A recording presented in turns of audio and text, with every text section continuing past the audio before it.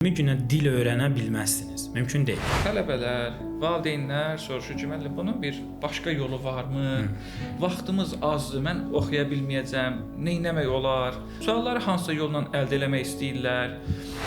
Həqiqətən də ingilis dili bizə iş tapmaq üçün yeganə vasitədir, yoxsa ingilis dili peşəkar bacarıqların yanında olmalıdır?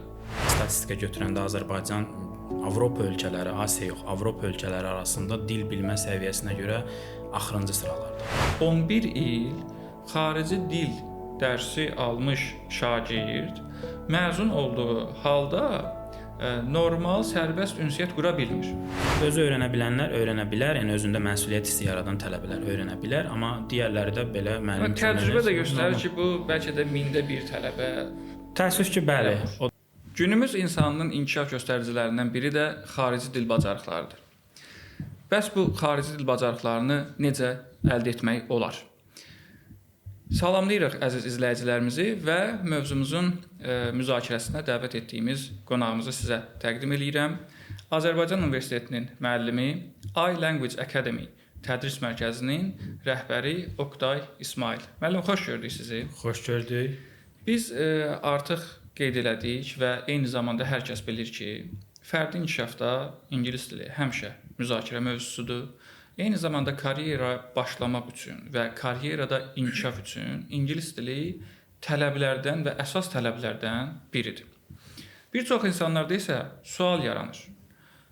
Mən texniki sahədə çalışıram, tibb sahəsində çalışıram, müxtəlif sahələrdə çalışıram. İngilis dili birbaşa mənə lazım deyil. Və təbii olaraq sual doğur. Niyə ingilis dili hər kəsdən tələb olunur?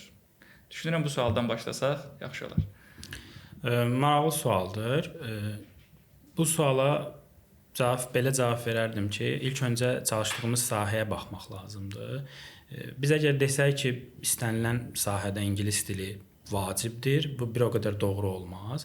Çalışdığımız sahədən asılı. Məsələn, Azərbaycan mühitində götürsək, yerli sahələrdə çalışan bir ustadan və yaxud nə bilim bir maşın ustasından yüksək səviyyədə dil biliyi tələb etmək və bunun lazımdır demək düzgün olmaz. Amma beynəlxalq sektorda çalışan, məsafədən işlərdə çalışan insanlar üçün bəli, bu bir vacibdir dil biliyi olaraq. Mən bir statistik məlumatlar da verə bilərəm ingilis dili ilə bağlı. Düşünürəm ki, bu izləyicilərimizə də maraqlı olur. Məsələn, dünyada biz baxsaq ki, nə qədər insan ingilis dilində danışır.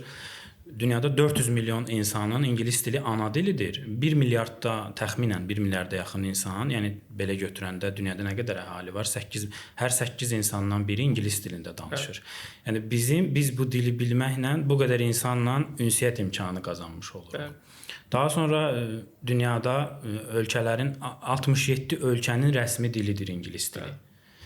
Artıq biz bu ölkələrə rahat səyahət edə bilərik, səyahət edən zaman özümüzü özgüvənli hiss edə bilərik. Dünya xəritəsini gözümüzdə canlandırsaq, məsələn, Avstraliya bir qitədir, Şimali Amerika tam bir qitədir, Hindistan, Pakistan kimi ölkələr geniş coğrafiyaya və əhaliyə malikdir, onlarda da rəsmi dildir.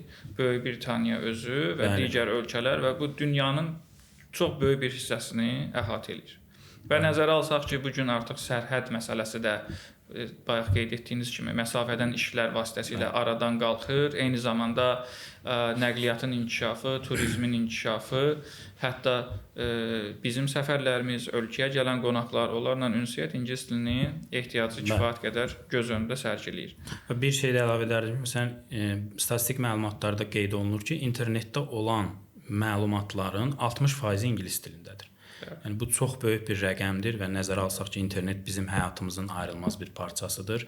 Biz ingilis dilini bir dənə dil bilməklə bu qədər məlumata giriş əldə etmiş oluruq. Məncə bu artıq kifayət qədər. Onda bu qənaətə gələ bilirik ki, ingilis dilini bilməklə biz dünyada baş verən hadisələr və hər kəsin öz sahəsində çalışdığı, maraq dairəsində olan sahələrdəki yeniliklərdən ilk olaraq xəbərdar olmasına vasitədir. Bəli. Çünki tərcüməni gözləmək bəzən vaxt alır və yaxud da heç bəzən o material tərcümə olunmur yerli dillərə, amma beynəlxalq dil kimi istifadədə çox avantajları var. Doğrudur. Zəruriyyətin düşünürəm ki, başa düşdüyü hər kəs hiss eləyir. Xüsusilə də gənc nəsil gələcək planlarını, məsələn, təhsilini xarici ölkələrdə planlaşdırır ki, daha keyfiyyətli təhsil alıb vətənə qayıtsın, xidmət eləsin və s. Bəs ingilis dilini öyrənmək metodlarından danışsaq, bir peşəkar müəllim kimi, illərin təcrübəsi kimi və müxtəlif yaş qruplarında təcrübəniz var. Göstərişləriniz nələrdir? Çünki sosial şəbəkələrdə biz fərqli reklamlar görürük. Fərqli metodlar çıxış olunur. Bəzi hallarda müəllimlər özündən metod yaratdığını iddia edirlər. Müxtəlif göstərişlər var, tövsiyələr var. Ümumiyyətlə dil öyrənməyə necə yanaşmalıyıq? Dil öyrənməklə bağlı ümumiyyətlə dünyada qəbul edilmiş bir standart var ki, bu tək ingilis dilinin ümumiyyətlə bütün dilləri öyrənən zaman 4 əsas bacarığın inkişafı üzərində qurulmalıdır bu. Dinləmə, danışma, yazma, oxuma və 2 əsas da əlavə bacarıqlar, qrammatika və söz bacarığı olmalıdır. Və istənilən bir dil öyrədən şəxs və dil öyrənən şəxslər bu bacarıqların inkişafına diqqət etməlidir və bunlar paralel şəkildə aparılmalıdır. Buna biz assosiativ öyrənmə deyirik. Yəni biz məsələn sözləri öyrəniriksə, onu danışığımızda tətbiq etməliyik. Danışığımızı inkişaf etdirmək istəyirsə, paralel olaraq dinləmə bacarığımızı inkişaf etdirməliyik. Yəni biz ilk öncə ünsiyyətə girə bilmək üçün qarşımızdakını başa düşməli, eşidə bilməli, daha sonra ondan danışıq bacarıqlarımız vasitəsilə ünsiyyətə girməliyik. Yəni bu məsələlər, bunlar belə deyək, minimal şərtlərdir. Təəssüf ki, bizdə, ölkəmizdə bu sahədə bir o qədər də belə deyək, inkişaf qeydə alınmır. Məsələn, statistika götürəndə Azərbaycan Avropa ölkələri, Asiya yox, Avropa ölkələri arasında dil bilmə səviyyəsinə görə axırıncı sıralardadır. Bunun səbəblərini biz araşdırmalıyıq ki, bu niyə belədir? Təbii ki, səbəblər çoxdur. Məsələn, biz internetdə, sosial mediada çoxlu dil kursları, dil öyrədənlər görsək də, amma bizim ölkədə dil bir o qədər yox, ümumiyyətlə demək olar ki, ingilis dili inkişaf etməyib. Bunun səbəbləri. İcazənizlə buradan törənən sualları verək. Qeyd etdiyiniz kimi dil öyrətmə mərkəzləri, fərdi şəkildə fəaliyyət göstərən müəllimlər həddən artıq çoxdur. Eyni zamanda ingilis dili Azərbaycanda xarici dil kimi məktəblərdə tədris olunan ən geniş dildir. Əksər məktəblərdə ingilis dili xarici dil kimi tədris olunur. Və bəzi hallarda 1-ci sinifdən başlayır, 11-ci sinifə qədər şagirdlər bu dilin dərslərini həftədə bir neçə saat alırlar. Sual yaranır və çox da məşhur sualdır. Niyə görə 11 il xarici dil dərsi almış şagird məzun olduğu halda normal, sərbəst ünsiyyət qura bilmir? Çox vacib və yerində bir sualdır. Yəni biz də bu sualı gündəlik çox eşidirik. Bunun belə deyək, bir neçə səbəbi var və əsas səbəb. Birinci səbəb mən düşünürəm ki, sistem səhvdir. Yəni dil öyrənmə, öyrətmə metodları, üsulları səhvdir. Daha çox belə deyək, test hazırlığı üzərində qurulub. Amma burada praktik bacarıqların inkişafına bir o qədər də diqqət yetirilmir. Belə deyək də açığını desək, yəni bizim tədris proqramlarından tutmuş ümumiyyətlə yanaşmamız, dil öyrənməyə yanaşmamız səhvdir. Yəni biz daha çox dili qrammatik, pasiv bacarıqların üzərində qurmuşuq dil tədrisini. Bir əsas səbəb budur. İkinci səbəb müəllimlərdir.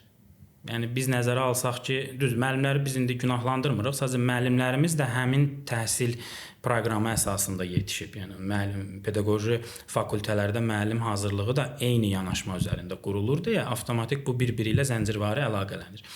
Və yəni müəllimlərin də dil öyrənməyə yanaşması belə deyək, yetərli deyil. Praktik dil bacarıqlarının inkişafına bir o qədər də belə deyək, müsbət yanaşmırlar, ümumiyyətlə yanaşa bilmirlər. Digər bir məsələ, dil öyrənmənin ümumiyyətlə ən vacib şərtlərindən biri mühitdir. Bizdə o mühit yoxdur. Ümumiyyətlə qeyd olunur ki, ən yaxşı dil öyrənmə üsulu language acquisition deyirlər. Buna dilə məruz qalmadır. Yəni biz ətrafımızda, günlük çevrəmizdə, məktəbdə, küçədə bu dili artıq istifadə etməliyik. Təəssüf ki, dili istifadə etmək üçün o mühit yoxdur. Yəni bu 3 əsas səbəbi gətirmək olar. Ona görə bir səbəb üzərində durmaq olmaz deyə düşünürəm. Son dövrlər artıq 9 və 11-ci sinif buraxılış imtahanlarında dinləmə, oxu və yazı bacarıqları tələb kimi qoyulub Və müşahidələr bunu göstərir ki, şagirdlərin bir çoxunda çətinlik var idi, xüsusən ilk illərdə. Bu təbiidir, amma həmin bu gedişat artıq bir müsbət ümid yaradır ki, məktəblilər məcbur olub praktik bacarıqları mənimsəməyə çalışırlar. Və artıq doktoranturaya qəbul imtahanlarında da gələn ildən səhv etmirəmsə, speaking, danışıq imtahanları da şərt olacaq və gözlənilən də budur ki, digər aşağı səviyyələrə də gələcək magistratura və yaxud da bakalavr qəbuluna. Ümidimiz var ki, məktəblərdə də bu inkişaf olacaq. Amma mühit məsələsi. Bu mühiti bir düzəliş edeyim. Doktorantura səviyyəsində ingilis dili imtahanlarında bu bayaq qeyd elədiyim 4 əsas və bir əlavə bacarıq artıq 2020-ci ildən 6 ildir ki, yoxlanılır. Məsələn, Azərbaycanda yeganə danışıq bacarıqları, yeganə doktorantura imtahanında yoxlanılır və bəli, siz qeyd etdiniz, bu tendensiya digər imtahanlarda magistratura buraxılır və 9-cu sinif imtahanlarında da belə deyə edilməsi nəzərdə tutulur. Təbii ki, bu çox müsbət bir addımdır. Mən bunu bir müəllim olaraq çox yüksək səviyyədə dəyərləndirirəm. Çox təəssüf ki, cəmiyyətimizdə, xüsusilə bizim bəzi həmkarlar tərəfindən buna tənqidi yanaşmalar görürəm ki, axı niyə bu qədər çətinləşdiririk, niyə bu yazı bacarığı salmışıq, niyə tələbələrin dinləmə bacarığını yoxlayırıq. Amma dünya təcrübəsində də biz görürük ki, dil öyrənilməsi və dilin səviyyəsinin yoxlanılması həmin o bacarıqlar üzərində qurulmalıdır, bir mənalı şəkildə. Əslində bu çətinləşdirmə deyil, imtahanın dünya standartlarına uyğunlaşmasıdır. Və nəzərə alsaq ki, şagirdlərin bir çoxu bakalavr və ya magistr dərəcələrində xarici universitetlərə də üz tutmaq istəyirlər. Ən azından ixtisaslarına uyğun beynəlxalq resurslardan məlumatlar əldə etmək istəyəcəklər. Bunun üçün dinləmə, oxuma, anlama bacarıqları olmalıdır və artıq magistratura və doktorantura səviyyəsində məqalələr, tezislər çap olunmalıdır. Təbii ki. Bəzi hallarda ingilis dilində çap olunması şərt olur. Yəni elə aşağıdan bunu öyrənmək gələcək alim üçün də çox böyük müsbətdir ki, yəni artıq mən məqalə yaza bilirəm, amma onu ingilis dilində yaza bilmirəm. Və o sıxlıqda, gərgin qrafikdə dilə olan ehtiyac danılmazdır. Amma bu tənqidlərin bir haqlı tərəfi də var. Onu da biz vurğulamalıyıq. Ümumiyyətlə burada yanaşma belə olmalıdır ki, ilk öncə tədrisdə bu məsələlər aradan qaldırılmalı, daha sonra imtahanda yoxlanılmalıdır. Açığı bu haqlı tənqidlər var bu barədə. İndi biz real götürək də tutaq ki, orta məktəb dərsliklərində mən səhv eləmirəmsə təzəlikcə başlayıb ki, aşağı siniflərdə artıq praktik yönümlü vəsaitlər dərs vəsaiti olaraq seçilib. Amma bir neçə ildir ki, şagirdlər məsələn dərs vəsaitlərində dinləmə bacarıqları olmadığı halda, ona aid tapşırıqlar olmadığı halda şagirdlər bu bacarıqdan imtahan edilirdilər. Burada haqlı tənqidlər var idi. Bəli, ilk öncə tədrisdə bu, hətta düşünürəm ki, universitetlərdə müəllim hazırlığından ilk öncə bu yanaşma dəyişməli. Daha sonra həmin o mühitdə, o təhsil alan müəllimlər orta məktəblərdə bu metodları tətbiq etməyə başlamalı, yekun olaraq imtahanda yoxlanılmalıdır ki, bu haqlı tənqid var. Bunu biz qəbul edirik. Artıq mövzu özü növbəti sualı gətirir. Müəllim hazırlığından danışaq. Təbii ki, tədrisin ən əsas tərəflərindən biri müəllimdir, təlimçidir. İngilis dili sahəsində vəziyyət bir qədər də qarışıqdır. Bayaq dediyiniz kimi, bütün müəllimləri biz peşəkar saya bilmirik. Bəzi hallarda tutaq ki, bal qəbulu sisteminə görə, məsələn, tərcümə fakültəsini istəyib gəlib müəllim olub, balı çatmayıb, belə bir hal yaşana bilir. Bəzi hallarda ingilis dili biraz məşhur sayılır deyə sadəcə fərqinə varmadan bu ixtisası seçib gəlib müəllim ola bilənlər var. Digər tərəfdən ixtisasca müəllim olmayıb, ingilis dilini bilib və ya da xaricdə təhsil alıb, indi hər hansı səbəbdən gəlib ingilis dili müəllimi kimi özünü təqdim edən müəllimlərimiz var. Biraz qarışıqdır. Bəli. Müəllim seçimində şagirdlərimiz nəyə diqqət eləməlidir? Belə deyim, bayaq sadaladığım ümumi dilə yanaşma necə olmalıdır? İlk öncə praktik yönümlü dərs keçən müəllim və həmin o sadaladığımız dil bacarıqlarını dinləmə, danışma, yazma, oxuma, qrammatika, söz bunları assosiativ şəkildə hamısını bir yerdə kompleks şəkildə öyrədən müəllim olmalıdır. İkincisi müəllim olmalıdır. Yəni müəllim olmalıdır o demək deyil ki, müəllimlik fakültəsini bitirməlidir və yaxud yəni öyrədən olmalı, öyrətmənin nə demək olduğunu bilməlidir. Öyrətmə bir sənətdir, peşə, bir elmdir. Bunun adı didaktikadır. Müəllim didaktikanı bilməlidir. Didaktikanın 3 əsas prinsipi var. What to teach, nəyi öyrətmək, how to teach, necə öyrətmək və why to teach, niyə öyrətmək. Gəlin qəbullənək ki, biz böyük əksər müəllim dediyimiz müəllimlərimiz orada what to teach hissəsində uğurludur, yaxşıdır. Çünki kifayət qədər internetdə resurs var. Biz nəyi öyrətmək lazım olduğunu bilirik. Amma ikinci məsələdə necə öyrətmək məsələsində biraz axsayırıq. Çünki orada artıq müəllimin pedaqoji bacarığı, müəllimin metodik bilikləri önəm kəsb edir. Yəni müəllim bilmək şərt deyil, öyrədə bilmək şərtdir. Yəni məsələn tutaq ki, müqayisədə götürsək, bizdə elə tələbələr olur ki, açığın deyək. Yəni müəllimindən güclü olur. Güclü ingilis dili bilir. Amma o gəlib müəllim ola bilərmi? Onu eyni səviyyədə öyrədə bilərmi?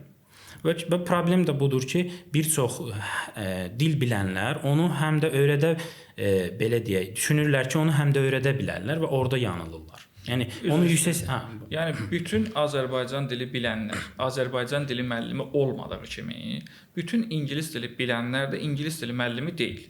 Deyil. Biz fikir verməliyik. İngilis dilini bilən və öyrədə bilən şəxs bizə dərs desin. Bəli. Belə bir bilən və öyrədə bilən mütləq şəkildə. Bəli. Yaxşı, biz görürük ki, müasir dövrdə ömür boyu təhsil artıq bir reallığa çevrilib.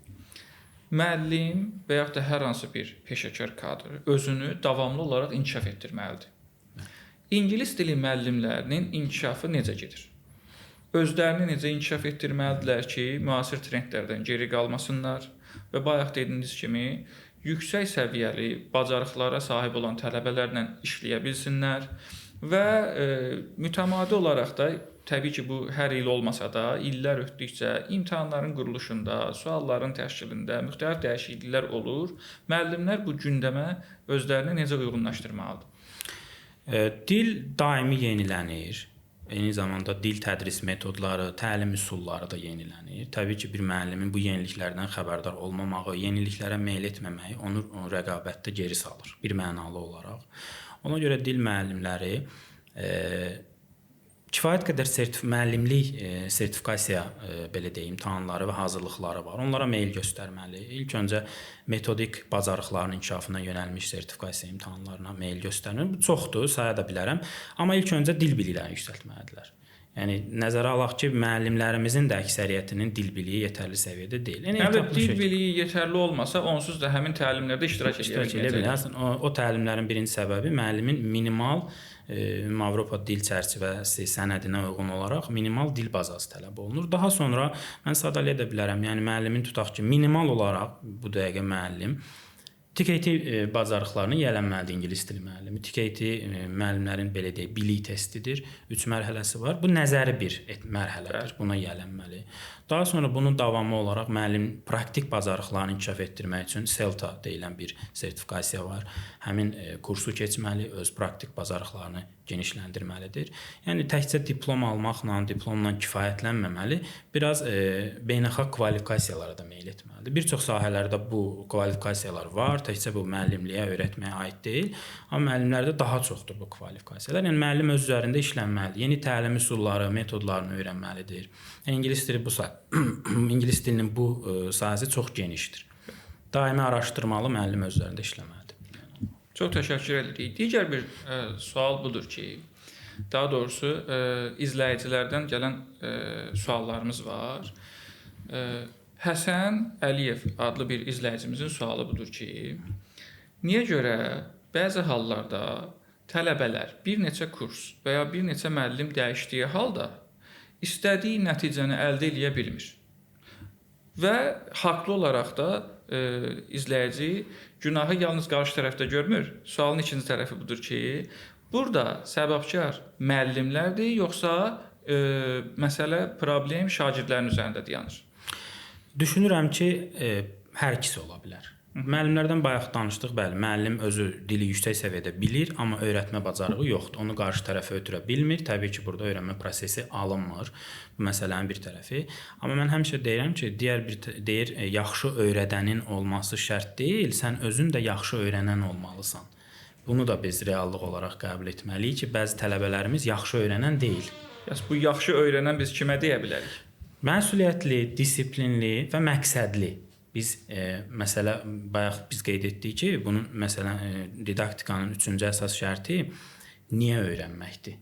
Bəli. Yəni biz qarşımıza məqsəd qoymalıyıq və bilməliyik ki, biz bunu niyə öyrənirik? Məqsədyönlü şəkildə yanaşmalıyıq, disiplinli olmalıyıq, vaxt ayırmalıyıq. Təəssüf ki, yəni biz bu günlük dərs proseslərində bunu görürük ki, tələbələr kifayət qədər vaxt ayırmır deyək və yaxud mən disiplin bacarıqları çatmır onlarda. Onlar ona görə də axsayırlar, amma yəni məsələn bir tərəfli qoymaq olmaz. Tək müəllimlərdə və ya tək şagirdlərdə günah var deyə bilmərik. Hər iki tərəfdə ola bilər. Müəllim, təcrübənizdə yəqin ki, siz də rastlaşmısınız, mən də çox rastlaşıram.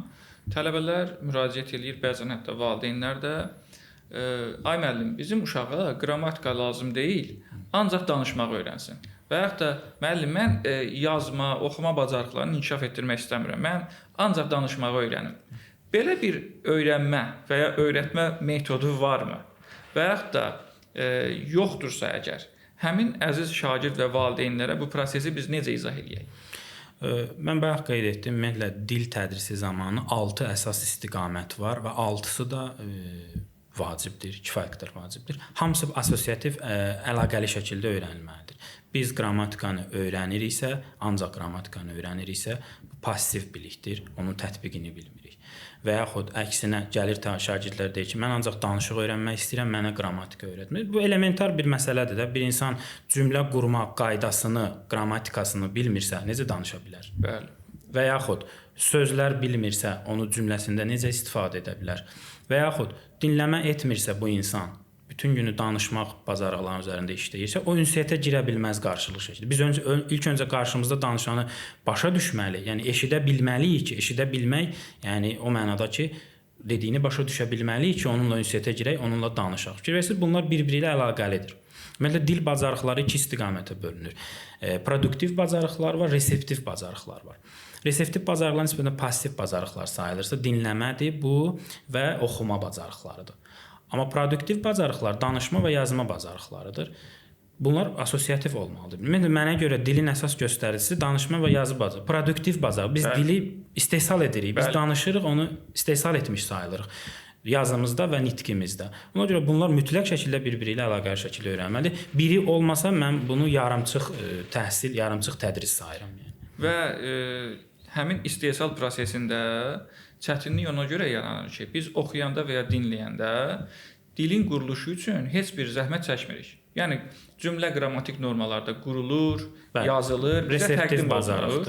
Bu rahatdır. Ona görə də məşhur fikir var. Mən rus dilində, ingilis dilində başa düşürəm, amma cavab verə bilmirəm. Cavab verə bilmir ona görə ki, artıq cümlə qurmaq istəyəndə nə qədər desə də mənə qrammatika lazım deyil, amma mən sabah işə getdim deyə bilməz. Sabah işə gedəcəm deməliyik. Bu fikirləşmədir. Həmin o fikirləşmə prosesini sürətləndirmək üçün də məşq lazımdır ki, avtomatikləşməyə keçə bilsin. Müəllim, dərsliklər. Bir çox sahələrdə material tapmaq problemi var. Amma ingilis dilində mən deyərdim ki, material bolluğu problemi var. Yəni biz bir kitab dükanına girəndə, internetdə araşdırma eləyəndə çaşıb qalırıq. Bu qədər kitab var, bu qədər material var.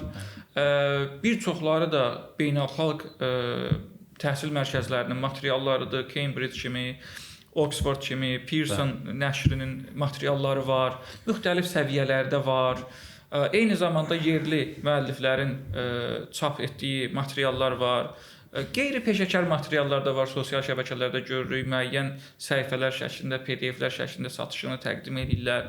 Bu materiallar çoxluğunda, materiallar okeanında biz necə baş çıxardaq? Hansı materiallara üstünlük verək? Bəli, çox doğru vurğuladınız ki, material çoxluğu həm yaxşıdır, həm də pisdir. Yaxşıdır ona görə ki, kifayət qədər material var, istədiyimizi rahat tapa bilirik. Pisdir ona görə ki, çoxdur və biz seçim edə bilmirik. Ümumiyyətlə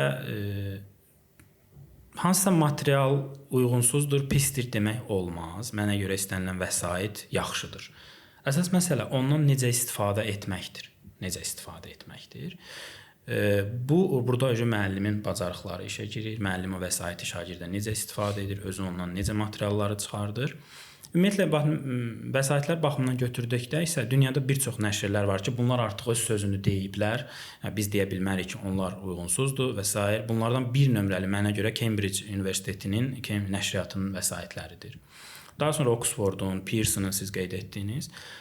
Mən daha çox öz təcrübəmdə Cambridge nəşriyyatlarına üstünlük verirəm. Çünki bunlar bir çox beynəlxalq imtahanlar da Cambridge əsaslı imtahanlar olduğuna görə bayaq sadaladığımız imtahanlar IELTS olsun, digərləri olsun, Cambridge-in özünün səviyyə imtahanları olsun. Bunlar hamısı Cambridge əsaslı imtahanlardır. Ona görə o imtahanları qarşısına məqsəd qoyan şagirdlər yaxşı olar ki, həmin nəşrlərdən istifadə edərək hazırlaşsınlar. Biz özümüz də dərslərimizdə ondan istifadə edirik.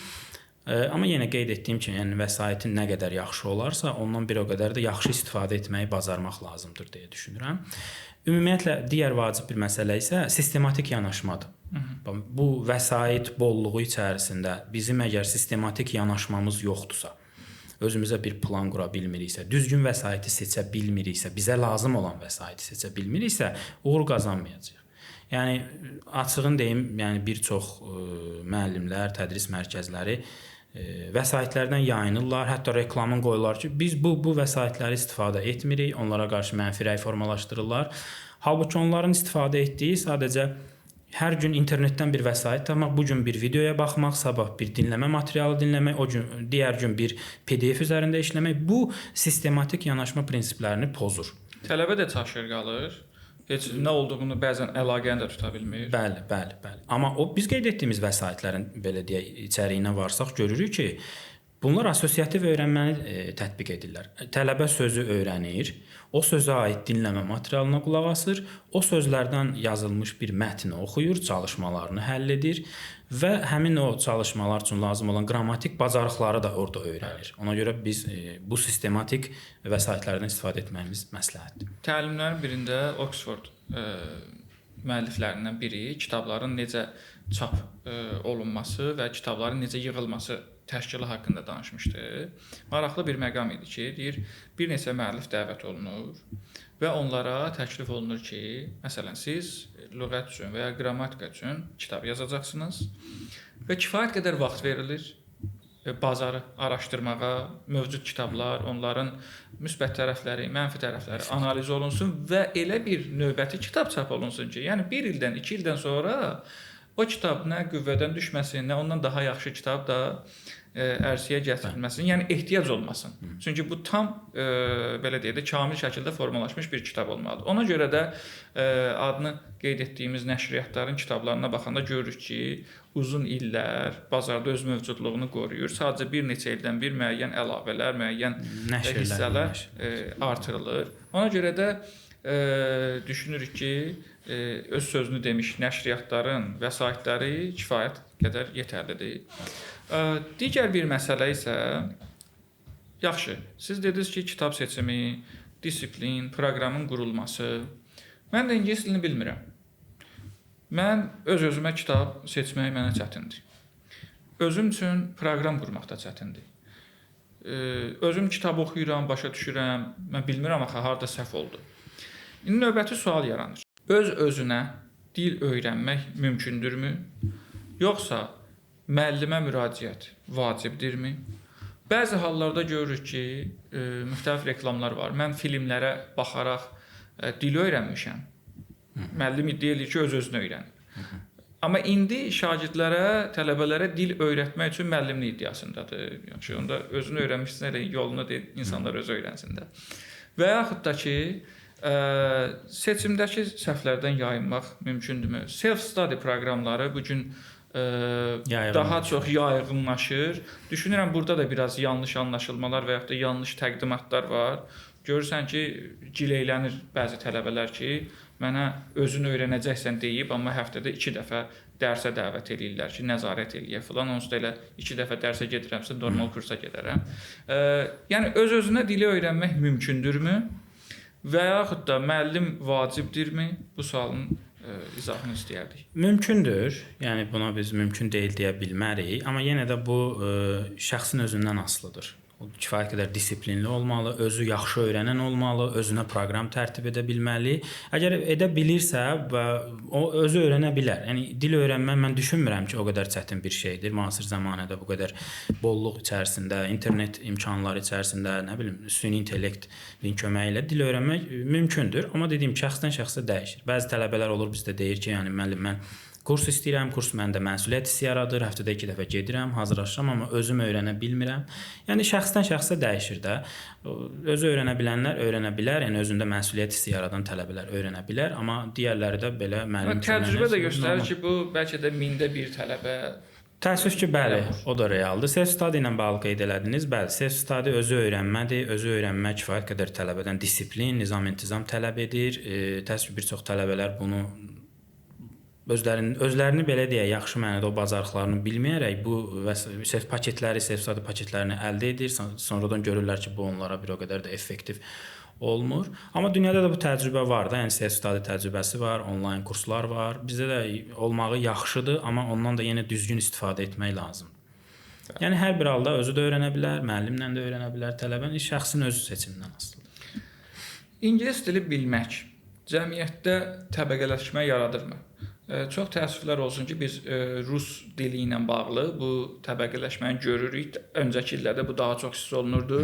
Rus dilini bilən və rus dilini bilməyən və yenə də təəssüflər olsun ki, bəzən rus dilini bilənlər daha üstün təbəqə kimi bəziləri tərəfindən qəbul olunurdu. Bu ingilis dili və digər xarici dillərdə də eynidirmi? Belə deyim, bir şeyə ehtiyac varsa, tələb yüksəkdirsə, məsələn ingilisinə tələb var, realdır, bunu qəbul edirik. Və dili bilən də azdırsa, nəzərə alaq ki, Azərbaycanda dili bilənlər azdır, kifayət qədər azdır. Əhalinin sayı nisbəti ilə müqayisədə götürdükdə, o haradasa müəyyən mənada sosial təbəqələşmə yaradır. Yəni ehtiyac var, bilən azdır. O bilənlər bir pillə bilməyənlərlə müqayisədə onlara daha çox üstünlük verilir. İş seçim müsahibələrində və s. yarada bilir. Bəs nə zaman yaratmayacaq? Biz inkişaf etdikdə, dil bilənlərin ümumi say nisbəti çoxaldıqda olmayacaq. Məsələn, müqayisə üçün götürəndə Azərbaycanda Sovet hakimiyyətini qurulan ilk illərdə rus dili bilənlər müəyyən xüsusi sosial təbəqə sayılırdı. Onları özünüz də təsdiqləyirsiniz ki, nə bilim, orduya cəlb edirdilər, dövlət işlərinə cəlb edirdilər, dil bilməyəni orduya götürmürdülər, zabit məktəblərinə qəbul etmirdilər. Xüsusilə bizim Azərbaycana qarşı belə bir münasibətlər olub. İlk illərində yaradırdı sosial təbəqə. Daha sonra yayğınlaşdı bu, dil bilənlərin sayı çoxaldı və bu təbəqələşmə biraz aradan qalxdı. Müasir zamanda da düşünmürəm ki, rus dili bilmək xüsusi bir sosial təbəqə sosial status sayılsın. Amma ingilis dili hələ ki sayılır. Məsələn, tutaq ki, Avropa ölkələrinə müqayisədə götürsək, məsələn, tutaq ki, götürək Almaniyanı, orada mən düşünmürəm ki, ingilis dili bilmək xüsusi bir sosial bilənlər xüsusi bir sosial təbəqə sayılır. Çünki demək olar ki, əhalinin böyük əksəriyyəti dili müəyyən səviyyələrdə minimal olaraq bilir. Yəni bizdə hələ ki yaradır.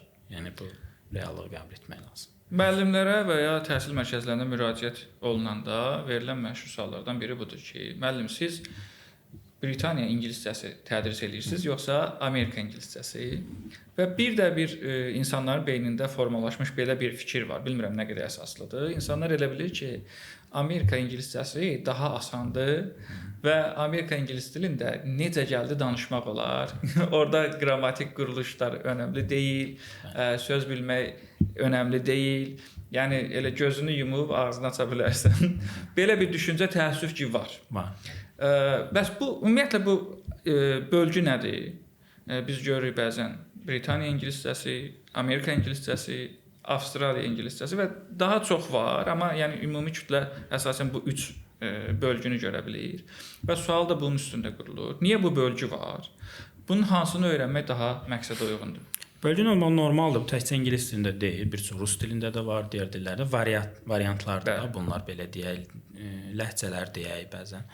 Normaldır, yəni bu olmalıdır. Fərqli ölkələrdir, fərqli mədəniyyətlərdir, dil mədəniyyətin göstəricisidir. Dil dəyişir, dəyişdikcə variantlar yaranır. İndi əsas 3 variant götürülür. Britaniya, Amerika və Avstraliya ingiliscəsi götürülür. Əsas hansı əsasdır demək düzgün deyil. Hər üçü bir dövlətin rəsmi dilidir. Hər üçü əsasdır. Hər üçünü bilmək təbii ki, real deyil, üzr istəyirəm.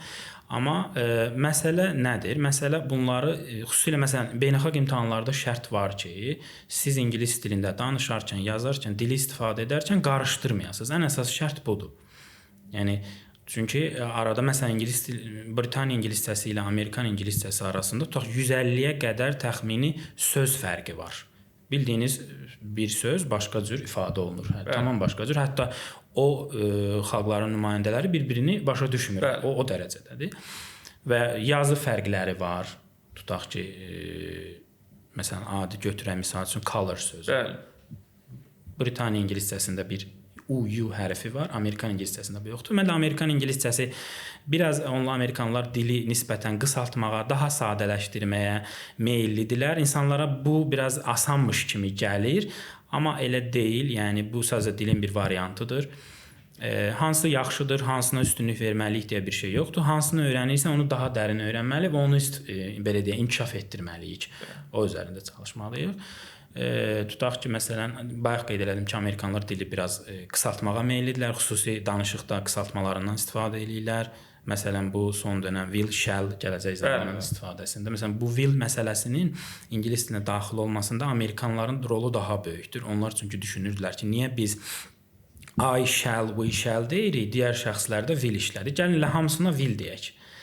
Oradan qaynaqlandı. Yavaş-yavaş artıq bu bir dil normasına çevrilməyə başladı və digər belə çoxdur. Məşhur bir deyim var ki, hansısa Britaniyanın dövlət rəsmilərindən bunu bir deyib ki, Amerikan ingiliscəsi deyə bir ingiliscə yoxdur, məhv edilmiş Britaniya ingiliscəsi var. Yəni onlar Britaniyalılar bunu heç çox xoşlamırlar. Onlar düşünür ki, yəni bu dilin özəyi onlardır və onlar digər xalqlar bu dili məhv edir, dağıdır. Amma yəni bu variantların olmağı kifayət qədər normaldır. Normaldır, amma məntiqlə də yanaşanda, yəni ingilislər özləri öz dillərinə qarşı biraz mühafizəkar yanaşacaqlar təbii ki. Amerikada yerli xalq da yoxdur demək olar. Hindular biraz qırığa çıxsaq, onlar da ingilisini sonradan öyrənmiş sayılırlar. Ona görə onlarda bir mühafizəkarlıq da yoxdur deyə müəyyən dəyişimlər daha sürətli keçir. Xoşlamırlar. Deyirəm ki, yəni Britaniyalılar mühafizəkar yanaşır və Amerikan ingiliscəsini bir o qədər də xoşlamırlar istədiyim. Yəni xüsusi qısaltmaları, aksent fərqlərini və s. çox xoşlamır. Amma istənilən halda bu qısalmalar, bu fərqlər yayılır. Çünki məsələn 20 il əvvələ qədər bu fərqlər daha qabarıq şəkildə özünü göstərirdi və tədris olunurdu. Amma bu gün artıq filmlər vasitəsilə, televiziya proqramları, müxtəlif şoular, verilişlər vasitəsilə hər iki versiya əlçatandır deyə insanlar istər-istəməz o fərqləri özləri belə mənimsəyib aradan qaldıra bilirlər. Yəni bu ciddi bir problem deyil əslində. Deyil. Yəni hər hansı bir tutaq ki, Britaniya ingilis dilini və yaxud da Amerika ingilis dilini öyrənsək, bu demək deyil ki, mən digərini başa düşməyəcəm və yaxud da digərini öyrənə bilməyəcəm. Təbii ki. Müəllim, biz dili öyrənmək haqqında müəyyən qədər danışdıq. Tutaq ki, dili mən öyrəndim. Dil biliklərimi necə sübut eləyə bilərəm? İş görüşmələri olsun, tutaq ki, müxtəlif universitetlərə müraciət edirəm və universitetlər xaricdə yerləşir. Tutaq ki, iş yerləri eyni anda mən bir neçə şirkətə CV göndərmişəm. Onların hər birində imtahan vermək həm çətindir, həm yorucu ola bilər. Bunun çıxış yolu kimi sertifikatlar var. Müəyyən sertifikatları almalıyıq. İndi bəzi sertifikatları biz kurslar tərəfindən təqdim olunan görürük. Bəzi sertifikatlar beynəlxalq sertifikatlardır. IELTS, TOEFL və s. Siz özünüz də IELTS sahəsində bir mütəxəssis kimi ölkədə tanınırsınız. Ümumiyyətlə dil biliyinin qiymətləndirilməsi necə gedir? Biz bu hansı qiymətləndirmə üsulundan istifadə edərək öz dil biliklərimizi sübut edəcək şəkildə qarşı tərəfə göstərə bilərik. Bəli, burada əsas belə deyək, etibarlı sertifikasiyalar, beynəlxalq sertifikasiyalar sayılır, güvənilir. Böyük müəssisələrin, universitetlərin, şirkətlərin qəbul etdiyi sertifikasiyalardır. Siz qeyd elədiniz, bəli, IELTS, TOEFL, SAT, bunlar artıq kifayət qədər yayğındır, öz sözünü demiş, öz təsdiqini tapmış sertifikasiya imtahanlarıdır. Amma belə bir məsələ də var ki, heç bir imtahan biliyi tam ölçmür. Yəni biz 1 saatlıq, 3 saatlıq bir imtahanlar vasitəsilə bizim tam biliyimizi ölçə bilməz. Bu reallıqdır, bunu hamı qəbul edir. Amma bizim başqa variantımız varmı? Yoxdur. Ən optimal variant imtahanlardır. İmtahanları da biz belə deyək, müəyyən vaxt çərçivəsində limitli şəkildə keçirməliyik. Ona görə hələ ki bu sertifikasiya imtahanları öz sözünü deyir, öz təsdiqini tapır, tapmaqdadır. Ölkədə verilən yerli sertifikatlara bu aid deyil. Mən Azərbaycanda mən düşünürəm ki, heç bir kursun sertifikatı rəsmi sənəd olaraq qəbul edilmir hələ ki. Burada mən bir kiçik haşiyə çıxım. Yenə müraciət edənlərin çoxu müəllim siz sertifikat verirsinizmi sualı ilə müraciət edirlər. Onda biz qəti bir cavab verə bilirik ki, kursların özləri tərəfindən verdiyi sertifikatların əslində heç bir keçərliliyi yoxdur. Çünki ora imtahan mərkəzi kimi tanınmır. Amma bildiyim qədərilə siz rəsmi IELTS hazırlıq mərkəzi statusuna sahibsiniz. Ona görə də bir rəsmi şəxs kimi sizdən bunu soruşmaq istəyirəm. Bu imtahanların təşkili necə qurulur? İmtahanlara hazırlıq necə olmalıdır? Çünki biz beynəlxalq sertifikasiyalarda yüksək nəticəni istəyirik. İnsanlar bəzən sıfır biliklə gəlib həmin sertifikatlara iddia edirlər və mən sıfır bilikdəyəm, A1 səviyyəsindən başlayacağam, amma 2 aya mənə sertifikat lazımdır. Çünki universitetə qəbul olmaq istəyirəm və yaxud da iş yerindən imtahan olacaq, tələb var. Bu proses necə gedir? Burada məlumatsızlıq problemi var insanlarımız arasında. Ümumiyyətlə onlar düşünür ki, elə istənilən səviyyədə məsələn gedib birbaşa imtahan verib o sertifikatları almaq olar. Bu yanlış bir fikirdir. Ümumiyyətlə proses necə olmalıdır? İlk öncə bütün bu sertifikasiya imtahanları üçün dil minimal və müəyyən səviyyədə dil bacarığı və biliyi tələb olunur. Məsələn götürək IELTS imtahanı. IELTS imtahanında ümumiyyətlə dünya təcrübəsində böyük institutlar, müəssisələrin qəbul etdiyi bir minimal bal var. 6, 6, 5, bəzən 5, 5. Bu balı yığa bilmək üçün tələbənin minimal dil səviyyəsi olmalıdır. Yəni tələbə ilk öncə dil səviyyəsini artırmalıdır mütləq surətdə. Daha sonra bu imtahanlara hazırlaşmalı və imtahanları keçməlidir. IELTS olsun, digər istənilən bir imtahan, onlar dil hazırlığı deyil. Bax bu yanaşmanı biz dəyişməliyik. Bu imtahan hazırlığıdır. Yəni siz dili əvvəlcə hazırlaşmalı, bilməli, müəyyən səviyyəyə çatmalı. Biz bilirik ki, dilin 6 səviyyəsi var. Ümumi Avropa dil çərçivə sənədi üzrə A1, A2, B1, B2. Məsələn, və bunların IELTS balına uyğunluq şkalası bir cədvəli var. Tutaq ki, konkret deyə bilərəm ki, məsələn, IELTS-in 5.5 balı Ümumi Avropa dil çərçivə sənədi üzrə B1 intermediate səviyyəsinə uyğundur. Yəni tələbə bu balı ala bilmək üçün ilk öncə öz dil bacarıqlarını B1 intermediate orta səviyyəyə çatdırmalı. Daha sonra zaten bu tip imtahanların bunlar belə deyək vaxt müddətləri çox qısadır. 2 ay, 3 aydan artıq mən IELTS kursları keçən ümumiyyətlə demək olar tanımıram. Yəni biz orada sadəcə imtahan taktikası öyrədirik. Mən həmişə tələbələrə deyirəm, IELTS dil hazırlığı deyil, imtahan hazırlığıdır. Dil hazırlığı tamam başqadır. Levellər üzrə, səviyyələr üzrə qeyd etdiyimiz dil bacarıqları üzrə sistematik hazırlıq tələb eləyir. Bu proses belə getməlidir. İmtahan mərkəzlərində təşkili çox mükəmməl səviyyədə. Zaten bunlar bir beynəlxalq bir sistem əsasında təşkil edilir. Biz deyə bilmərik ki, burada yaxşı təşkil edilir, digər yerdə pis təşkil edilir. Sadəcə müəyyən miflər var cəmiyyətdə. Mən düşünürəm bu da maraqlı olar. Gürcüstanda imtahan asan da olur, balı çox verir. İlin müəyyən dönəmlərində, nə bilim, fevral ayı çətin olur, dekabr ayı. Aslında belə bir miflər var. Təbii ki, bu imtahanlar yenə deyirəm, bir mərkəzdən idarə olunur. Bu sualları hazırlayan şəxslər demək olar ki, eyni insanlardır və bütün dünyada eyni səviyyədə imtahanlar təşkil edilir. Və eyni belə deyək, həmin aylar üzrə də sualların çətinlik səviyyəsi eyni olur. Bunun müşahidəsi də çətin deyil. Çünki internetdə real imtahan sualları təbii ki, imtahandan sonra paylaşılır və yaxud da ki, rəsmi qurumların hətta müxtəlif nümunə dərsləri var. Biz onları da görə bilərik, izləyə bilərik ki, hər yerdə eynidir. Müəllim, onda bir balaca hazırlığa daha əvvəl mərhələdən başlayaq. Sualımızı buradan qıraq. Siz dediniz, dil səviyyələri var. A1, A2, B1, B2 və C1, C2 səviyyələri. 6 səviyyə var. Təbii ki, valideynlər də bunu eşidirlər, şagirdlər də bunu eşidirlər, amma tam olaraq nə olduğunu, məsələn, A2 nə deməkdir, B2 nə deməkdir, bunu başa düşə bilmirlər. Bu dil səviyyələri hardan başlayır, harda bitir? 6 səviyyənin ən sona qədər çatmaq bizə lazımdırmı həqiqətən də, yoxsa lazım deyil, ortalarda bilsək yaxşıdır? Bu barədə biraz izahat versəydiniz, daha aydın olardı izləyicilərə. CEFR deyilən Ümumi Avropa dil çərçivə sənədi var. Bir çox əksər dillər bu sənədə qoşulub və bu sənəd üzrə götürdükdə dillərin 6 səviyyəsi müəyyən edilib. Asandan çətinə doğru A1, A2, B1 siz qeyd etdiyiniz kimi. Bunlar da tələbədən tutaq ki, A1 səviyyədə tələbə nə qədər söz bilməlidir, özünü necə ifadə edə bilməlidir, hansı minimal qrammatik biliklərə sahib olmalı. Bunlar artıq bir sistem şəklində var. Bayaq qeyd etdiyimiz bəs o vəsaitlərdə, beynəlxalq səviyyədə öz təsdiqini tapmış vəsaitlərdə kifayət qədər dolğun şəkildə bunlar verilib. Ona görə sistematik yanaşma özü də səviyyələr üzrə belə deyək, bölünüb və orada kifayət qədər bu baza orada öz əksini, hətta say olaraq qeyd olunur ki, məsələn A1 səviyyə neçə söz bilməlidir tələbə, B1 səviyyədə. Bunlar artıq bir sistem halını alıb. Ona görə amma bizə nə qədəri lazımdır? Biz hamısını öyrənməliyikmi? Bu da maraqlı sualdır. Kimə nə qədər lazımdırsa o qədər öyrənə bilər. Hər bir müəssisənin, institutun, universitetin, iş yerinin tələbləri olur və bu tələblər dəyişə bilir.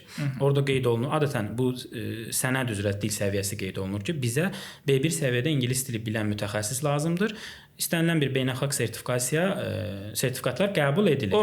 O səviyyəni sübut edən sertifikatlar. İstənilən sertifikatların IELTS-in məsələn önündə tutaq ki, yazılır 7 bal, mötərizədə C1. 7 bal C1 advanced səviyyə deməkdir. Yəni kimə nə qədər lazımdırsa, o qədərini öyrənə bilər. Adətən tələbələr də daha artıqını heç kim öyrənmək istəmir. Bu bir əlavə yorucu olur, vaxtdır, maliyyə tələb edir. Sizə nə qədər lazımdır? Hara müraciət edirsiniz? Orada tələb nədir? Hansı dil səviyyəsidir və o dil səviyyəsini təsdiq etmək üçün hansı sertifikasiya imtahanı sizdən tələb olunur? Biraz konkretləşdirsək, əsasən bakalavr qəbulu dünya universitetləri üçün ortalama, təbii ki, ən top universitetləri demirik. Ortalama nə? Neçə bal tələb olunur? Magistr qəbulu üçün ortalama neçə bal? Bir də ümumiyyətlə işə qəbul proseslərində hansı səviyyə və ya da hansı bal? Bu hər bir imtahanın özünün fərqli qiymətləndirmə şkalası var. Mənim də IELTS mənim öz sahəm olduğu üçün o sahə üzrə deyə bilərəm ki, universitetdən universitetə və ölkədən ölkəyə dəyişir. Ölkədən ölkəyə daha çox fərqlər var. Ölkə daxili universitetlər arasında fərqlər nisbətən azdır. Məsələn, götürək Almaniya üçün hazırlaşanlar bilir ki, yəni 6-5-dən aşağı IELTS balı biraz real deyil. Qəbul şansı demək olar ki, yoxdur. Amma digər ölkələr Polşa, Latviya, Litva, nə bilim, İtaliya, digər universitetlər üçün biraz daha nisbətən aşağı baldır. Düşünmürəm ki, 5.5 baldan aşağı hansısa müəssisə və iş yeri qəbul etsin. Çünki mən qeyd etdim. Yəni 5.5 bal B1 intermediate səviyyə deməkdir. Amma B1 intermediate səviyyə bir o qədər də yüksək səviyyə sayılmır. İngilisin 6 səviyyəsi varsa, bu 3-cü səviyyə sayılır. Yəni tam yarı-yarıya siz dili bilmiş sayılırsınız da riyazi. Hələ bir müddətdən də sonra dil passivləşir, yaddan çıxma olur və nəticə yarıdan da aşağı enir. Bəli. Yenə deyirəm, haram gedirik, hara müraciət edirik, tələblərə bax. Bəzi müəssisələr və universitetlər hətta dil bacarıqları üzrə də müəyyən tələblər qoyurlar. Çünki sizin məsələn humanitar sahə üzrə gedib İngiltərədə təhsil almaq istəyirsinizsə, sizin artıq bayaq qeyd etdiyimiz produktiv dil bacarıqlarından yüksək bal tələb, writing və speaking, yazı və danışıq bacarıqlarından sizdən orada minimal tələb qoyulur. Tutaq ki, 7 bal writing olmalı, ondan aşağı qəbul etmirik. Çünki sizin təhsil alacağınız və işləyəcəyiniz sahədə o bacarıqlar tələb olunur. Yüksək bacarıqlar. Kanadada fərqlidir, digər Avropa ölkələrində fərqlidir. Bəzi ölkələrdə ümumiyyətlə fərqli sertifikasiyalar tələb edirlər. Onda konkret olaraq biz hədəfi təyin etməliyik, universiteti, ölkəni, ixtisası seçib, artıq orada elanda qeyd olunan nəticəyə uyğun hazırlaşmalıyıq. Ümumi götürsək 9 ballıq şkala ilə IELTS qiymətləndirilirsə, 7.5-dən yuxarı tələb o qədər müşahidə eləməmişik. 7.5 kifayət qədər yüksək baldır, yəni ona görə artıq o yaşıl işıq deməkdir də, yəni istənilən qapını bizim üçün açır. Müəllim, bir də çox təəssüflər olsun ki, biz müəyyən fırıldaqçılıq halları ilə rastlaşırıq. Buna meyil həm şagirdlər tərəfindən olur, bəzən müəllimlər tərəfindən olur. Hər ikisinə toxunaq. Elə IELTS-dən çox yayınmamış beynəlxalq imtahanlar üçün bəzən müraciət olur və tələbələr, valideynlər soruşur ki, müəllim, bunun bir başqa yolu varmı? Vaxtımız azdır, mən oxuya bilməyəcəm, nə etmək olar? Sualları hansısa yolla əldə etmək istəyirlər. Bəzi hallarda izah da eləmək olmur ki, bu proses, belə deyək, daxili bir proses deyil. Hətta mən istəsəm belə sizə o dırnaq arası köməyi göstərə bilmərəm. Ümumiyyətlə, təcrübəli bir müəllim olaraq, belə neqativ hallar nə qədər mümkündür? Buna biz rast gəlmişikmi və ya da rast gəlməmişiksə, əziz izləyicilərə bir daha da bunu necə çatdıraq ki, bu hal mümkün deyil və siz ancaq hazırlığa fokuslanın. Sualın sonundan başlayaq. Belə neqativ halların mümkünlüyü demək olar ki, mümkünsüzdür. Demək olar ki, IELTS sahəsində mən demək olar belə hallar yaşamam, görməmişəm, şahidlik etməmişəm hansısa bir formada yəni imtahana girmədən, normal prosedur qaydalarına keçmədən hər hansısa bir sertifikat əldə etmək və s. real deyil, mümkün deyil, kifayət qədər ciddi şəkildə keçirilir bu imtahanlar, təşkil edilir. Amma nəyə görə tam mümkün deyil deyə bilmirəm, çünki bəzi imtahanlarda son dövrlər, xüsusilə SAT imtahanında səhv etmirəmsə, mənim sahəm deyil bu, amma səhv etmirəmsə müəyyən bir negativ hallar yaşanmışdı bu sahədə. Bu hallar olması çox pisdir. Nəyə görə pisdir? Artıq bir çox xarici universitetlər, müəssisələr Azərbaycandan gələn tələbələrin dil biliyinə şübhə ilə yanaşırlar və hətta bir mənalı olaraq məncə bu son dönəm mətbuatda da yayılmışdı ki, bəzi universitetlər artıq Azərbaycandan olan tələbələrin SAT nəticələrini qəbul etmirlər. Amma bu o deməkdir ki, sabah bizim alacağımız digər sertifikatların da nəticələrini belə deyək şübhə altına sala bilər. Bu hallara qarşı məncə çox ciddi yanaşmaq lazımdır. Aradan qaldırılsa çox yaxşı olar, çünki çox mənfi bir rəy yaradır ölkədə və bir çox tələbənin xaricdə təhsil arzusuna mənfi təsir göstərə bilər bu hallar yaşanmamalıdır. Amma ümumilikdə proses çox ciddidir. Çox ciddidir. Müəllimlər də müdaxilə edə bilmirlər və bayaq dediyiniz kimi ümumi imtahan quruluşu, struktur vahid mərkəzdən idarə olunur. Düzdür, fərqli mərkəzlər təşkil edə bilər, amma quruluş, sistem hamısı bir mərkəzdən idarə olunur. Eyni səviyyədə suallardır, bütün dünyada keçirilir.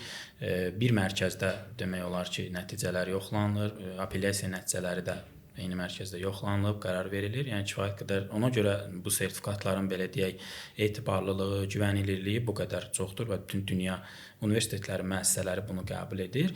Digər hallar isə bu halda yenə də məlumatsızlıq halları var valideynlər, şagirdlər tərəfindən. Xüsusilə məsələn gəlirdir ki, ay müəllim məni əsgər aparırlar, 2 ay IELTS almalıyam, xaricdə oxumalıyam. Ya bilim mənim 1 ay vaxtım var, mən IELTS-dən 8 bal almalıyam. Yenə də məlumatsızlıq var ki, yəni bu prosesin kifayət qədər zəhmət tələb edən, uzun müddətli bir proses olduğundan məlumatsızdır insanlar. Mən bayaq qeyd elədim, bu mərhələli bir prosesdir, olur.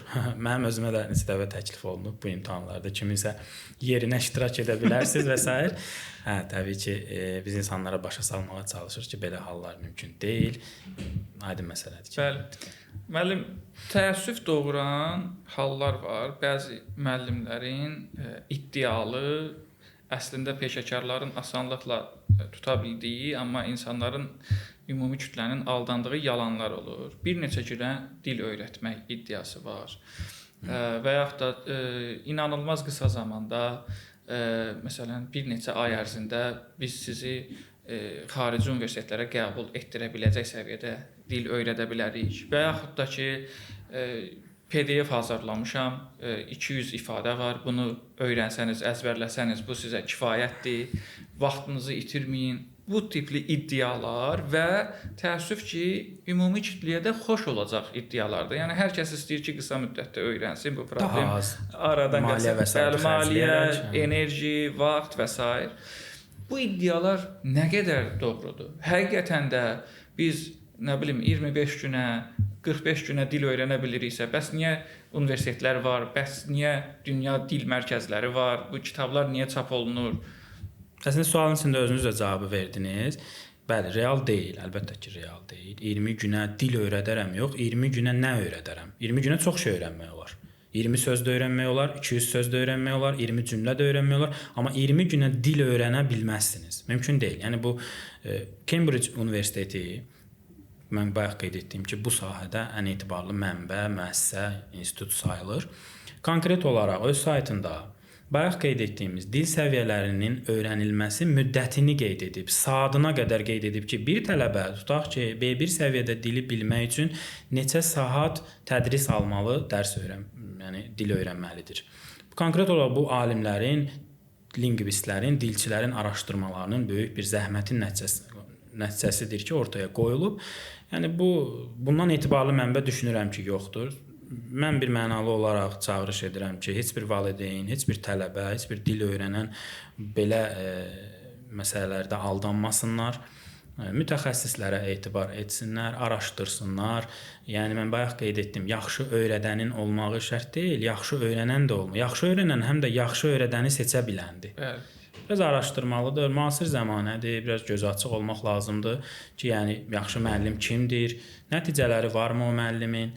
Bunlara Ola yönəlmək bilər siz lazımdır. ingilis dilini bilmirsiniz, amma axı siz bu yaşa qədər onlarla müəllim görmüsüz, iddialardan xəbərdarsınız, Yəni, dil bilmək prosesdən şərt deyil. Dil xəbərdarsınız. bilmək şərt deyil. Və həmişə mən özüm də tələbələrə belə bir izah verməyə çalışıram ki, əgər kimsə sizə inanılmaz dərəcədə qısa müddətə dili öyrədəcəyini iddia edirsə, ondan soruşun ki, məsələn, 30 günün sonunda siz mənə dil öyrənəcəyimi deyirsiniz. 30 gündən sonra mən beynəlxalq imtahana girib dil öyrəndiyim haqqında təsdiq edici bir sertifikat ala bilərəm ya yox? Real deyil, təbii ki, alam. Yəni dedim, o nə öyrənir məsələsidir. Öyrənir, amma nə öyrənir?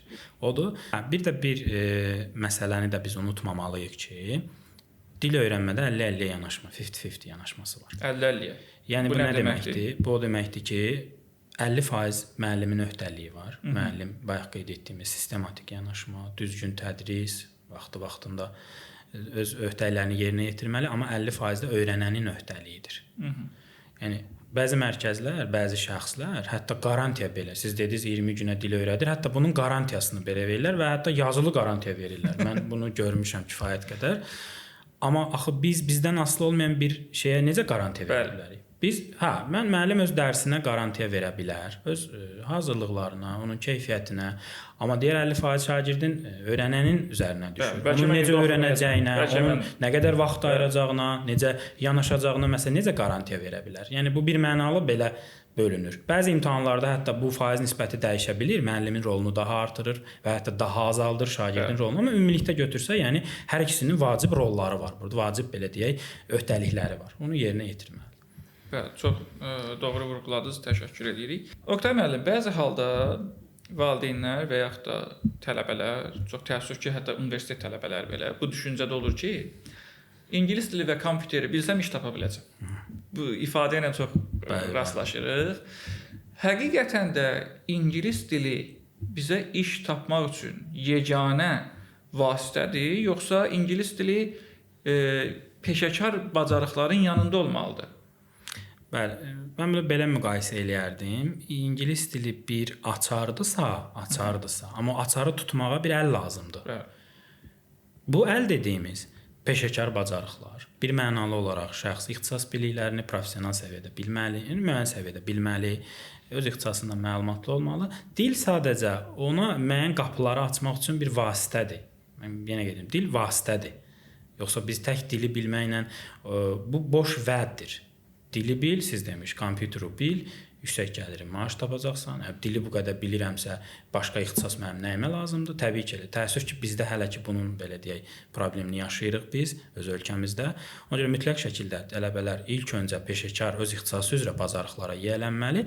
Dil biliyi də bir avantajdır, belə deyək. Və yaxud da əgər dil vasitəsilə ixtisasa sahib olmaq istəyiriksə, əsasən 3 ixtisasımız var. Ya dilçi olacağıq, ya dil müəllimi olacağıq, ya da tərcüməçi olacağıq. Yəni bu yenə də bu 3 ixtisas üzrə də peşəkar biliklər, ali təhsil almaq zəruridir. Bütün sahələrdə bayaq da qeyd etdik, demək olmaz ki, ingilis dili lazımdır, var. İşləyəcəyin sahədən asılıdır. Yəni sənə dil lazım da ola bilər, lazım olmaya da bilər, amma ixtisas biliyi həmişə lazımdır.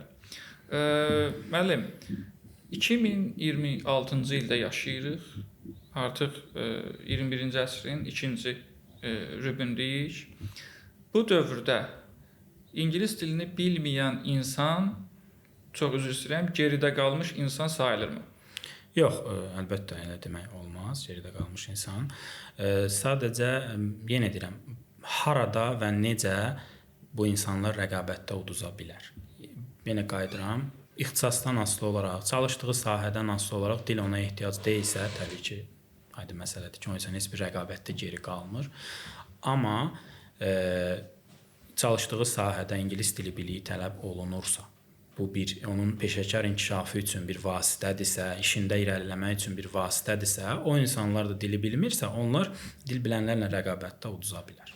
Məsələn, bir ingilis dili beynəlxalq münasibətlər sahəsində belə deyə bir müəssisə vakansiya elan edib, 2 nəfər ora müraciət edib, hər ikisinin peşəkar bacarıqları eyni səviyyədədir, keçdiyi təlimlər, oxuduğu universitetlər, amma birinin dil biliyi var, digərinin dil biliyi. Təbii ki, burada dil biliyi bilən insan bir pillə önə keçmiş olur. Bu reallığı qəbul etməliyik. Bir sualımız da yəqin ki, əksər Azərbaycanlıları düşündürən sualdır. Azərbaycan dili nə vaxtsa beynəlxalq dil ola bilərmi? Və yaxud da hamının çox adamın belə bir sualı var. İngilislər mənim dilimi öyrənir ki, mən də ingilis dili öyrənim. Yəni necə oldu ki, ingilis dili beynəlxalq dilə çevrildi? Əslində xəritəyə baxanda İngiltərə özü o qədər də geniş coğrafiyaya sahib bir ölkə deyil də. Və alternativ olaraq, yenə indi sualdan sual törəyir. Biz görürük ki, alman dili də, almanlar da çalışır öz dillərini beynəlxalq dil eləsinlər. İspan dili düzdür bizdə bilinmir, amma statistik məlumatlar göstərir ki, çox geniş yayılmış. Amerikada bəli, ikinci dünyada istifadə olunan ikinci beynəlxalq dildir. Rus dili bəllidir, çox geniş yayılıb. Ümumiyyətlə dillərin geniş yayılmasının səbəbi nədir? Və yenə də bir Azərbaycanlı kimi biz sevinərdik də, yəni öz dilimiz də dünya dili olsun. Bunun təbii ki, çox avantajları da olar. Belə bir ehtimal varmı və ya da biz nə etməliyik ki, dilimiz beynəlxalq dil olsun? Dillərin yayılmasının səbəbləri çoxdur. Siyasi, tarixi, məsələn ingilis dilini qeyd elədiniz. Əslində Britaniya imperiyası indi Birləşmiş Krallıq olaraq çox kiçik bir coğrafiyada yerləşsə də vaxtilə dünyanın ən böyük imperiyası olub. Yəni biz bu faktı dana bilmərik. Təbii ki, onlar bu siyasət vasitəsilə öz dillərini də, öz mədəniyyətlərini də yayıblar. Bunun səbəblərindən biri budur. İkinci, yaradılan yeni texnologiyalar, süni intellekt, nə bilim, yeni çıxan bütün nəşrlər və saytlar, bizim ölkəmizdəki alimlərin yazdığı məqalələr, dünyadan bütün yazılan elmi əsərlər demək olar ki, əksəriyyəti ingilis dilindədir. Niyə bu dildədir? Çünki bu dildə oxuya bilən insan daha çoxdur. Daha çox bunun yayılma arealı daha geniş olar istənilən bir məhsul. Hətta nə bilim, Çində çıxan bir məhsul da demək olar ki, həm də təlimat yazılır, ingilis dilində olur. İngilis dili ilə yanaşı alman dili, digər dillərin də artıq beynəlxalq belə deyək bir sistemi var, bir sertifikasiya imtahanlar sistemləri var. Mən mətbuatdan oxumuşdunuz bu barədə. Artıq Azərbaycan dili üzrə də belə bir layihə başladılıb, səhv etmirəmsə Dövlət İmtahan Mərkəzi tərəfindən və hətta Azərbaycan dilinin belə deyək beynəlxalq bir imtahan sistemi yaradılıb. Dövlət İmtahan Mərkəzinin elektron saytında demo, nümunə versiyası yerləşdirib, istənilən şəxs girib orada imtahanı verib Azərbaycan dili üzrə müəyyən bacarıqlar, dinləmə, danışma bacarıqlarının nəticəsini görə bilər. Düşünürəm ki, çox müsbət bir addımdır, çoxdan atılma. Mən hətta illər əvvəl öz yazılarımda yazırdım ki, niyə bir axı Azərbaycan dilinin bir IELTS versiyasını niyə yaratmayaq? Nə çatışmır bizdə. Artıq bu iş reallaşıb, həyata keçirilir. Ümid edirəm daha da inkişaf edər. Bizim amma məncə əsas problemimiz dilin tədrisi sahəsindədir. İmtahan işin yekunudur. Onu qurmaq, sistemi yaratmaq bir o qədər çətin bir şey deyil. Əsas məsələ tədrisi o səviyyədə qaldırmaqdır. Və səhv etmirəmsə artıq xaricdən gəlib Azərbaycanda da imtahan belə deyə oxumağı planlaşdıran tələbələr də artıq o imtahan vasitəsilə imtahan olunurlar. Onsuz da xaricdən gələn tələbələr 1 il hazırlıq dönəmi keçirlər, Azərbaycan dilini öyrənirlər və amma dilin yayılma arealının çox olmağı təkcə bu dilin sistematik olması, materialların çox olması deyil. Səbəblər çoxdur. İqtisadi, siyasi, sosial səbəblər çoxdur. Ümid edək ki, bizim dilimizdə daha da zənginləşər, daha da genişlənər və dünya dillərinə rəqabətdə belə də öz yerini tutmuş olar. Ümid edirik. Müəllim, son sualımızla verilişi yekunlaşdırmağı düşünürük. Süni intellekt dövründə bu artıq bir fakta çevrilib. Məsələn, 20 il əvvəl biz özümüz tələbə olduğumuz müddətdə düşünə bilmədiyimiz vəsaitlər, metodlar, üsullar artıq bugünün reallığıdır. Təbii ki, indi biz müəllim olaraq bu prosesi hər an, hər saniyəsini izləyirik, görürük. Müəyyən suallara cavabımız özümüzdə sürətli şəkildə tapılır. Amma süni intellekt və dil öyrənmə arasındakı əlaqəni necə görürsünüz? İkinci törəmə sualımız budur ki, süni intellekt müəllimi əvəz eləyə bilərmi? Müəllimin roluna siz bayaq birbaşa və ya dolayısıyla bir neçə dəfə vurğuladınız. Proqram hazırlanması, dərslərə nəzarət, səhvlərin müşahidəsi. Məsələn, süni intellektdə mənim müşahidə etdiyim ən deyərdim neqativ hallardan biri budur ki, süni intellekt heç bir səhvi qəbul eləmir. Amma real danışıqda insanlar öz dillərində müəyyən səhvlərlə danışırlar və bu səhvli danışıq əslində norma olaraq qəbul olunub insanlar tərəfindən. Yəni müəyyən tələffüz səhvi ola bilər, təbii olaraq müəyyən nitqdəki problemlər yarana bilər. O qüsursuz nitq demək olar ki, heç kim tərəfindən istifadə olunmur. Ümumiyyətlə süni intellekt və öyrənmə və müəllimə ehtiyac olmayacaqmı? Robotlar müəllimə əvəz edə biləcək sizcə? Bu çox verilən bir sualdır. Açıq mən bu suala hər hansısa bir formada cavab vermək istəmirəm, çünki bir müəmma var. Müəmma var. Yəni mən desəm ki, tam əvəz edəcək və yaxud yox, əvəz edə bilməyəcək. Bununla bağlı bir qəti fikir yazıçı var, Harari adında. Onun Homo Deus əsəri var. Orada süni intellektin gələcəyi ilə bağlı çox detallı statistik məlumatlar verilib, ehtimallar var, amma onun o kitabın yekun cümləsi budur ki, biz heç nə bilmirik necə olacaq. Yəni bir müəmma var ortada. Ona görə mən konkret bu barədə bir şey deyə bilmirəm, amma süni intellektin olmağı yaxşıdır. Ondan düzgün istifadə məsələsi çox önəmlidir. Deyirlər ki, süni intellektdən əsas məsələ ondan necə istifadə etməyindir. Yəni ona verəcəyin sual məsələsi önəmlidir. Bir tələbələr dil öyrənən zaman əgər düzgün suallar vasitəsilə ona verərlərsə, kifayət qədər dolğun məlumatlar əldə edir. Ən önəmli məsələ ona düzgün sual vermək, düzgün prompt vermək məsələsidir. Dil sektoruna təsiri barəsində deyə bilərəm ki, təsiri var. Yəni mən sırf bu sahədə çalışıram və təsirini görürəm. Artıq insanlar arasında, ən azı bizim ölkəmizdə yaşayırıq, günlük eşidirik ki, mən artıq dili bilməyimə ehtiyac yoxdur və mən mətni tərcümə edirəmsə, mənim tərcüməçiyə ehtiyacım yoxdur. Süni intellekt bunu mənim üçün edir. Bəli, belə bir iddialar var. İddialar var. Artıq süni intellekt vasitəsilə işləyən müəyyən tərcümə cihazları və s. artıq biz onları görürük. Təsiri var. Yəni insanlar, adi bir insan düşünür ki, düşünə bilər ki, mən dilə bu qədər vaxt ayırım, bu qədər maliyyə xərcləyim, öyrənim, ondan sonra bir gedim bir qulaqlıq alım, ağıllı qulaqlıq alım və mənim xaricə səfər edən zaman dil problemim aradan qalxsın. Təsiri var, bəli, amma şagirdlərin arasında da yayğın istifadə olunmağa başlayıb bu və artıq müəllimlər bir növ ondan mübarizə belə deyək yolunu seçiblər ki, şagirdə mən tapşırıq verdim, getdi orada yazdı, gətirdi.